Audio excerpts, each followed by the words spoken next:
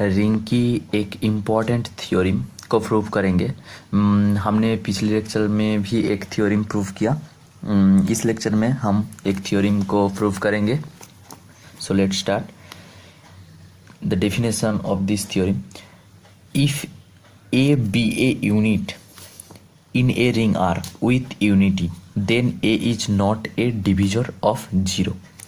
अगर एक रिंग में ए जो एलिमेंट है ए यूनिट है, then A is not a divisor of zero. अगर एक नॉन जीरो एलिमेंट यूनिट है तब वो यूनिट कभी भी डिविजर ऑफ जीरो नहीं होगा। ये इसका स्टेटमेंट है। हम लोग इसको प्रूव करेंगे।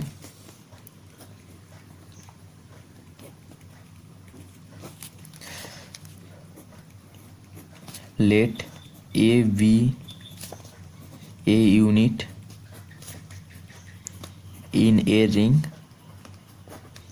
आर। हमने ये मान के ये माना कि ए यूनिट है रिंग आर का।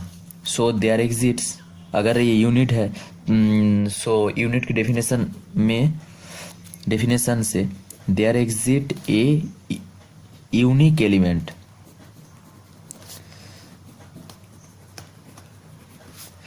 ए डैस्ट ये भी आर में बिलोंग करेगा। Unique element A dash belongs to R such that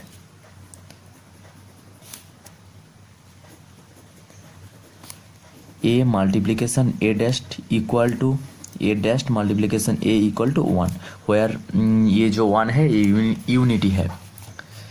so हम लोग ए यूनिट की डेफिनेशन में इसको लिख पाया। हम लोग प्रूफ करेंगे A is not a divisor of zero. ये डिविजर ऑफ जीरो नहीं है। सो हमारे पास क्या है, let A belongs to R the A not equal to zero. A R में है, A not equal to zero.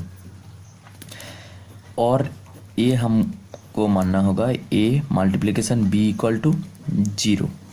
हम लोग ये माना।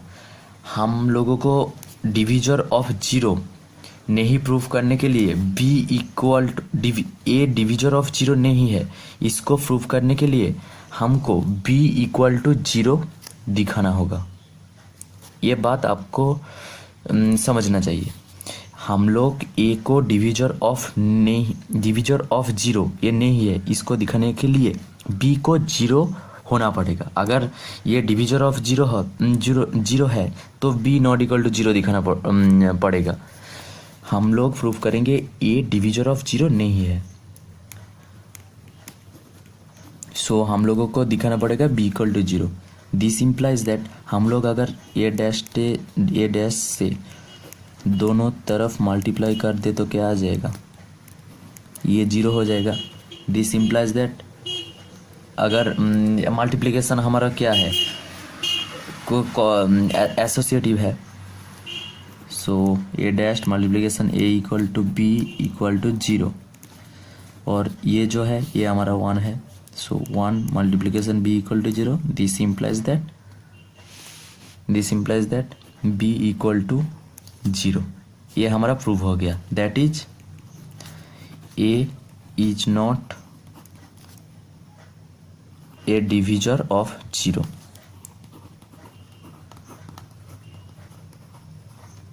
ये हमारा डिविजर ऑफ जीरो नहीं है। हम लोगों ने इस थ्योरम को प्रूव किया। नेक्स्ट थ्योरम, इंपॉर्टेंट थ्योरम का statement, every non zero element in a finite ring R having no divisor of zero is a unit. ये थ्योरम हमको क्या कह रहे हैं, every non zero element in a finite ring, एक ring में every non zero element having no divisor of zero, अगर इसमें कोई भी डिविजर ऑफ जीरो नहीं है, देन ये जो सारे नॉन जीरो एलिमेंट है वो क्या होगा, यूनिट होगा।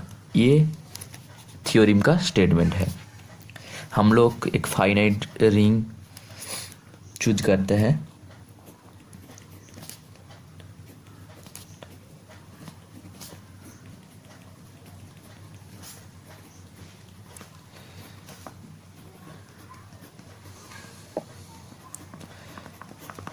Let R be a finite ring with n+1 elements.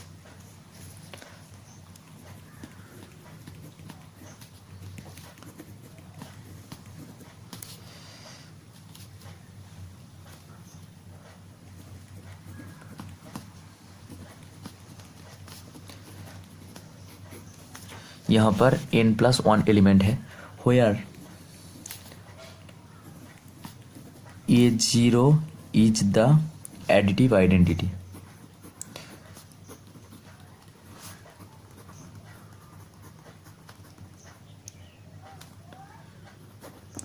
Where A0 is the additive identity, that is A0 0 है। हम लोग एक रिंग माना n+1 एलिमेंट का, हम लोगों को क्या प्रूव करना होगा? यहाँ पर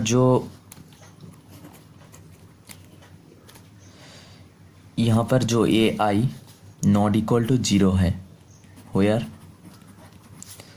I equal to 1 to n, सारी यहाँ पर A1 A2 A3 dot dot dot AN सभी नॉन जीरो एलिमेंट है। हम लोगों को प्रूव करना होगा अगर this ring having no divisor of 0 then it is unit.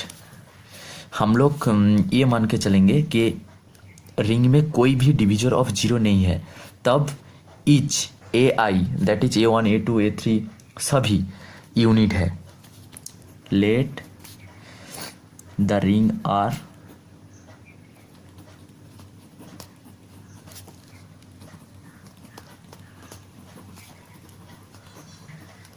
having no divisor of 0, हम लोग ये माना, और we are to show that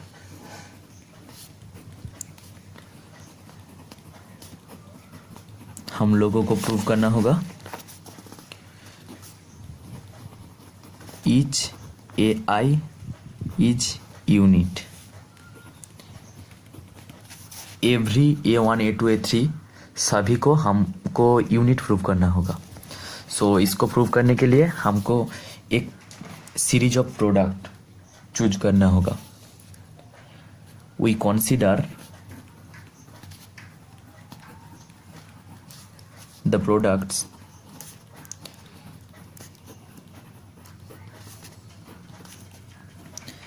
A1 dot A1 A1 dot A2 dot dot dot A1 dot AN। हमने ये जो product choose किया, consider किया, ये सभी R में बिलोंग करेगा। और आप लोग कहेंगे कि ये R में क्यों बिलोंग करेगा? सो एक एग्जाम्पल लेते हैं। मान लो Z5, इसका जो एलिमेंट होता है क्या होता है? 0 1 2 3 4। इसके साथ कंपेयर करो। यहाँ पर हमने क्या लिया था? Where A0 is the additive identity, that is यहाँ पर A0 का काम ये कर रहा है, ये A1 है, ये A2 है, ये A3 है, ये A4 है। सो अगर हम A1 डॉट A1 करें तो क्या आ जाएगा? 1 आ जाएगा। ये क्या belongs to R, that is Z5 मान लो Z5। A1 dot A2 equal to क्या आ जाएगा? 1 इंटू 2 इक्वल टू 2, ये भी बिलोंग करेगा। A1 dot A3 equal to 1 dot 3, ये क्या बिलोंग करेगा? ये भी Z5 में बिलोंग करेगा। सो इस तरह अगर A1 को हम 2 माने तो क्या आ जाएगा? 2.1 इक्वल टू 2, 2.2 इक्वल टू 4, ये सब Z5 में बिलोंग करेगा। और 2.3 हम करें तो क्या आ जाएगा? 6, और यहाँ पर 6 का मतलब क्या है? 1, ये भी बिलोंग करेगा Z5 में। इसी तरह A1 dot A1, A1 dot A2 ये सब R में बिलोंग करेगा। और ये जो प्रोडक्ट है ये सब अलग अलग है, दैट इज प्रोडक्ट है, ये सभी डिस्टिंक्ट है। बिकॉज अगर हम AI equal to A1 dot AJ ले, this implies that AI equal to AJ, that is सभी जो एलिमेंट है वो डिस्टिंक्ट है। और एक चीज, हमने ये जो प्रोडक्ट लिया ये रिंग का एलिमेंट है, सो क्योंकि रिंग में एक रिंग में एक यूनिटी बिलोंग करता है, unity that is one belong करता है, दैट इज ये जो प्रोडक्ट है ये प्रोडक्ट किसी न किसी प्रोडक्ट वन के इक्वल होगा। दैट इज अगर हम वन डॉट ए आई ले, ये अगर मान ले के वन के साथ इक्वल है, हम लोग ए मान के चलेंगे। सो इसको हम वन। सिमिलरली हम लोग इसकी तरह और एक प्रोडक्ट लेते हैं। We consider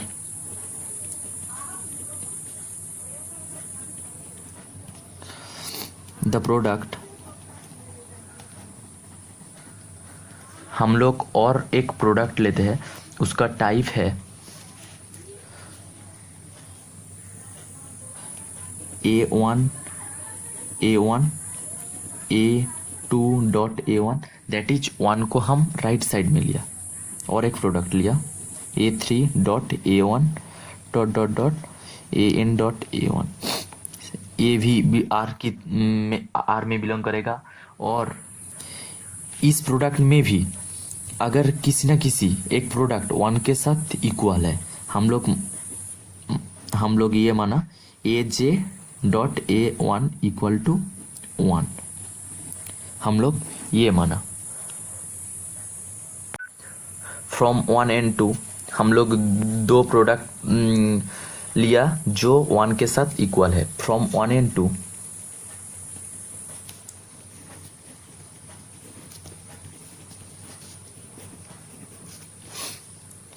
A1 dot AI equal to AJ dot A1 equal to 1, हमने ये पाया। नाउ हम लोग और एक प्रोडक्ट लेते हैं AJ dot A1 dot AI, और इसको हम अगर एक तरफ से लिखे तो क्या आ जाएगा AJ डॉट A1 AI। ये जो है सिमिलर ही है AJ A1 AI, AJ A1 AI। हमने बस इसको दोनों अलग प्रोसेस में लिखा और कुछ नहीं। हमारा ये जो A1 डॉट AI है ये क्या है, ये हमारा 1 है, बिकॉज हम लोग इस नंबर 1 की तरफ देखो A1 dot AI equal to 1।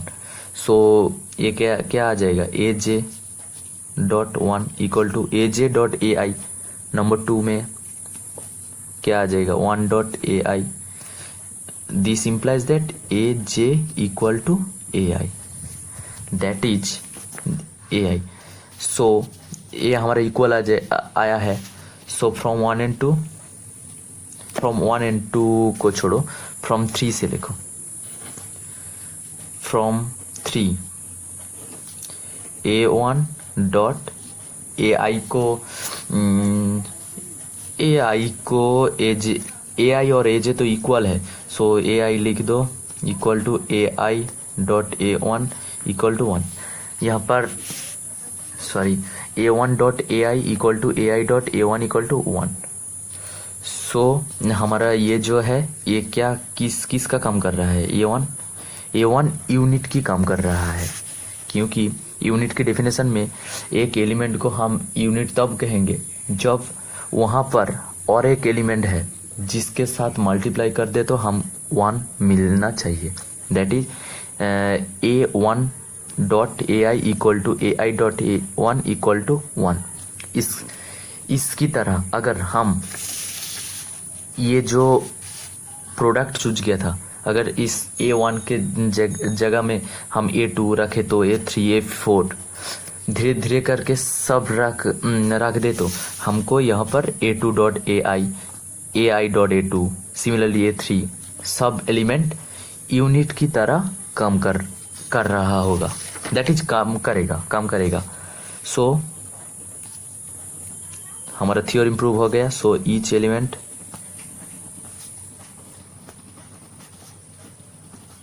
each non-zero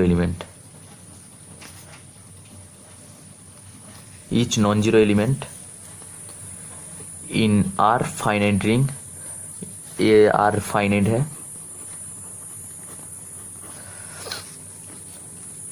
each unit। हमारा थ्योरम प्रूव हो गया। हम नेक्स्ट लेक्चर में बुलियन रिंग के ऊपर बात करेंगे और उसके ऊपर एक छोटा सा थ्योरम है, उसको हम प्रूव करेंगे। So thank you for watching this video.